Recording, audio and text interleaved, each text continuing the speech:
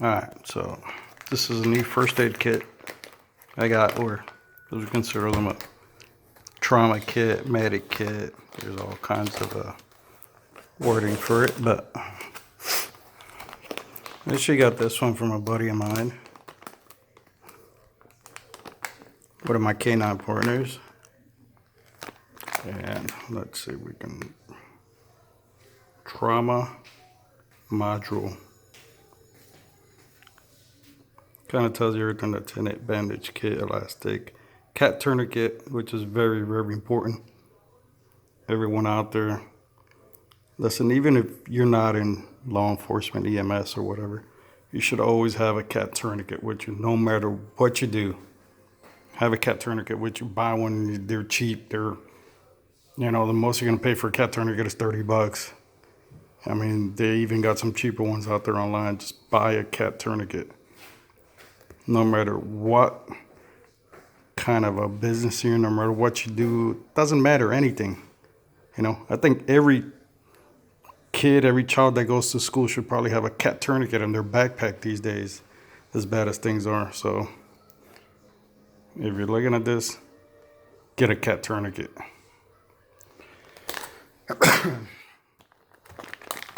So this is a military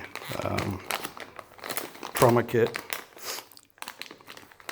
We get a lot of these, but I actually got this one from a buddy of mine. As I told you, he had a bunch of them in his truck, and he was so considerate to give me one. And trust me, I have a lot of first aid kits. There's no such thing as having enough. My theory is I need to have one of everything for every member in my family. There's 5 of us. So I need to have one for every member in my family. I do the same thing with all my weapons, my guns and everything. I need to have one. If shit goes south, I need to put one of everything in each hand of everybody that lives in my home. If it's a first aid kit, if it's anything. So, but one thing is, some people, can't get over this cough that I have. Some people get these, and guess what they do? They leave them in this pack. Right? Yeah, it looks cool. It's a vacuum sealed pack. I mean, you can throw it in the water, get wet. It's not going to damage it. It's vacuum sealed. But what is the problem? The problem is when stuff goes wrong and something really bad happens, God hope it never does, you need to use this, and you're hurt, you're injured, you're shot in an arm, whatever it is. First thing that sets in is panic. A lot of people panic. And if you don't train for the stuff, you panic. You know what? Even if you train for it, you still panic. Okay. So what do you do then? How are you going to open this thing? If it's vacuum sealed, you're shot, you're hurt, you got an arm, only one arm you can use, or whatever the situation is, then you can't, you're in panic mode. You don't know how to open this. You will bleed to death in seconds before you get this out of here. So please, if you get one of these, if you get a hold of one of these that comes like this, you buy one, whatever it is, open it. Look at what you have in it. Set it up in your first aid kit however you want. This one's mine, or one of my many that I have. I have all kinds of stuff in here. This is more of a smaller one than that one. And shoot, this is what I carry with me. It's my EMS pack. This is another small one I throw on my tactical vest. So have something. At least a cat tourniquet. So let's open this one up, because it's no good if it's in here. And I'm holding the camera with one hand, so that's all I have. It's one hand, so give me 1 second. So let's put this away. Let's open this here. And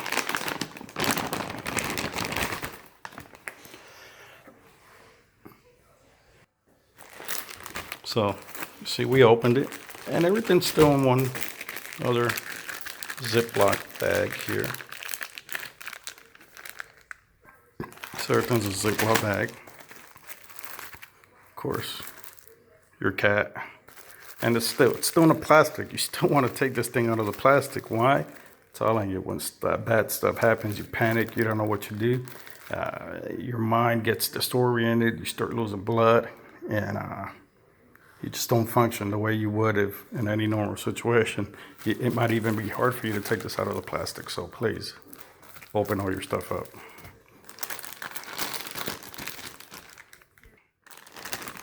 As I said, I have a lot of this stuff, a lot of my stuff, the stuff that I use, that I carry on my tag vest, stuff that I use when I'm at work, it's open. So this stuff has been closed. I've had it here.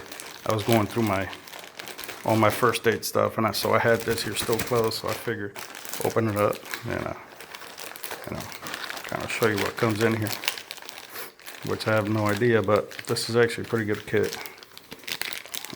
I haven't seen many kits. This is the first kit ever that I've gotten that actually brings up here cutting scissors, your first aid scissors, your MS scissors, an Israeli bandage. Let's see here.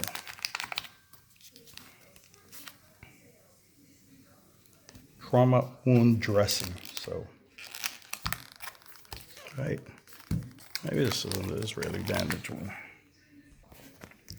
So this is an emergency bandage, which some of them are called Israeli bandages and so on. So what a lot of people wonder, see if it'll focus.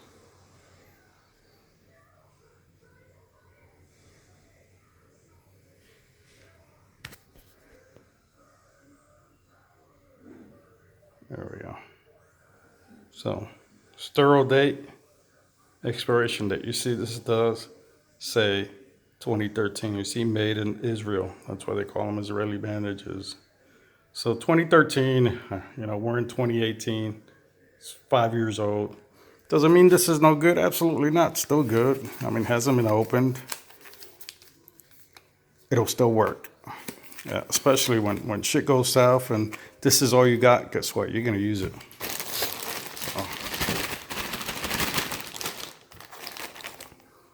Can never go wrong. Tape. Always need some tape. This is a nasal airway. If you do not know how to use this,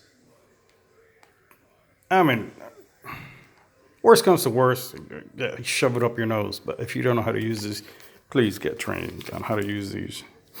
I mean, there's some lube. You put it on the tube. Keep these closed. This is sterile. This needs to be sterile. This goes inside the nose. So you lube this up and you just shove it in the nose and it opens up an airway. And I've seen somebody do this to themselves while they were awake. That is crazy. So remember, if you're unconscious, you're not going to do it to yourself. But your buddy, maybe somebody got hurt, they don't have an airway, they're going to be passed out. They're not going to feel this. And I'm sure they'll be glad you saved their life. So it's for a nasal airway. Let's see.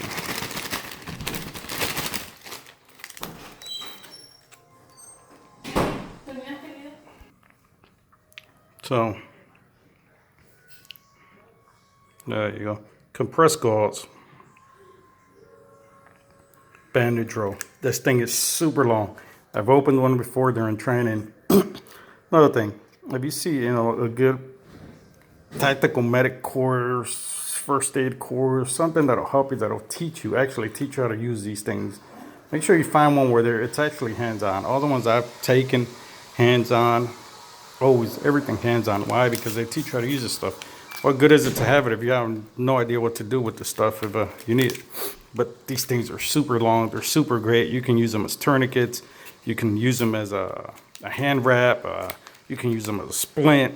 You can use these things for all kinds. And this one actually brings two. And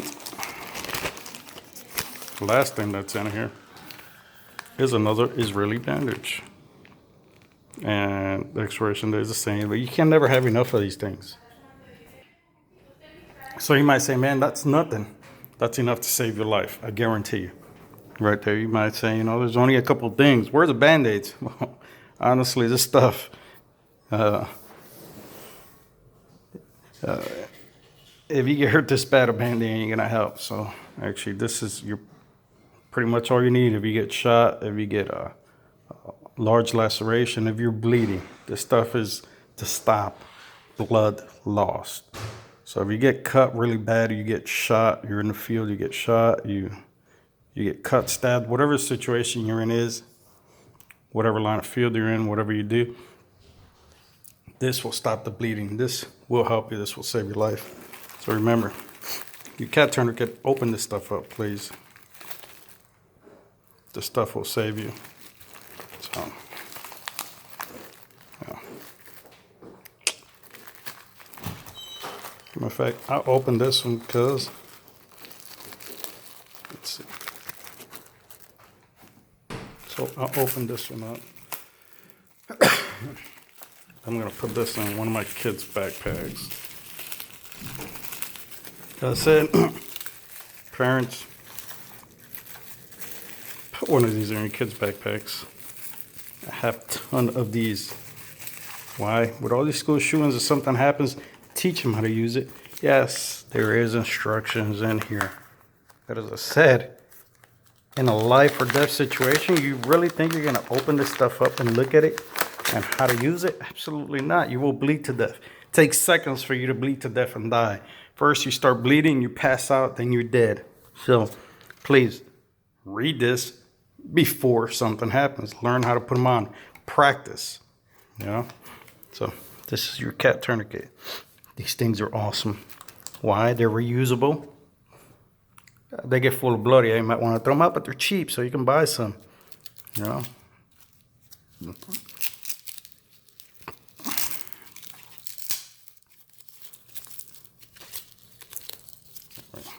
So, cat tourniquet. Look up videos. There's videos online. They teach you how to use this stuff.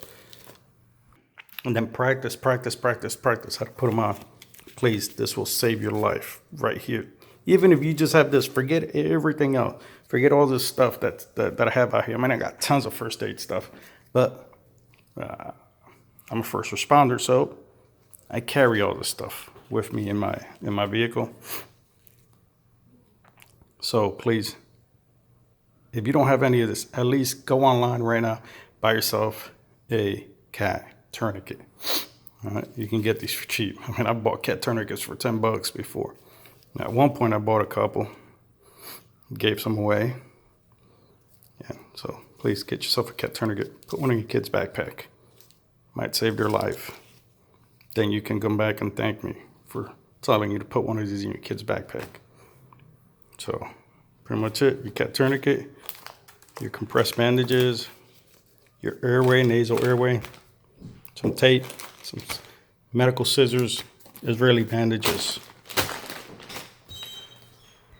You can buy these pretty much. You can go to Command Post and buy an entire kit, just like that, and for like $40, $50, maybe even cheaper. I don't know. Yeah. I get a lot of my stuff from work. Said this was given to me by a friend of mine. This one here is I got from work. All of our stuff is my work is pretty much comes from the military. But you can buy one of these. It comes with another bag in there, and so on. And you can keep it in your car. If you're an outdoors person, strap it to your belt or whatever your situation is, to your backpack. So there you have it. I carry my backpack full of first aid stuff. Sits in the trunk of my car or in my front seat, all depending what we're fixing to do that day. I have one of these attached to my tactical vest. I got 2 more first aid kits like this that are just for my canine. I mean, guys, even that they sell the stuff for your canine. My canine, he's my partner. He rides with me every day.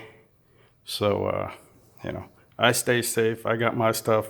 I also got his first aid kits in the car. 2 big bags just for him. Because, he's in front of me. He's going to get hurt before I do.